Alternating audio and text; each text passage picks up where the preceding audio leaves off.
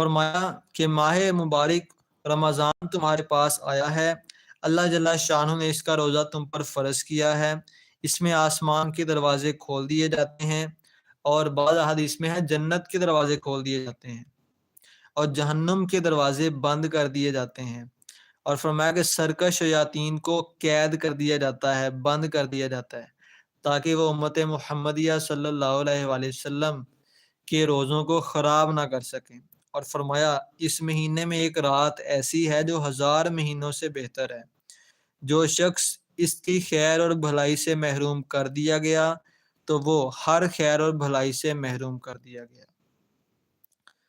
اس کے بعد فرمایا نبی پاک صلی اللہ علیہ وآلہ وسلم کی حدیث کا مفہوم ہے، روزہ اور قرآن بندے کے لیے سفارش کریں گے قیامت میں، قرآن پاک اور قبر کے اندر بھی قرآن پاک اور روزہ بندے کے لیے سفارش کرے گا۔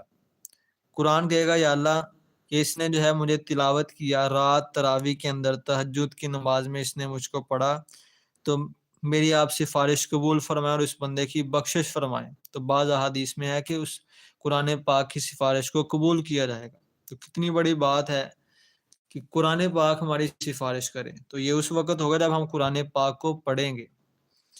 اور فرمایا کہ ہم نے قرآن پاک کو صرف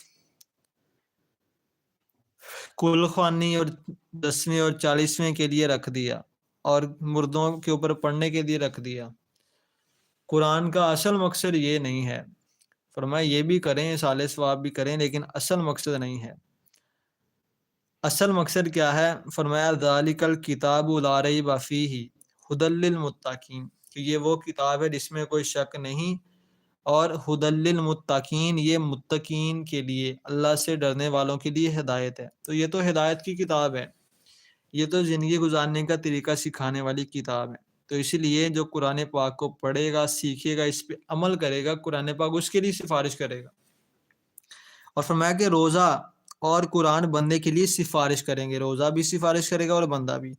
روزہ کیا کہے گا؟ روزہ اللہ جل شانہ سے عرض کرے گا کہ میں نے دن کے وقت اس کو کھانے پینے سے اور خواہشات سے روک کے رکھا، اس لیے اس کے بارے میں میری سفارش کو قبول فرمایا جائے۔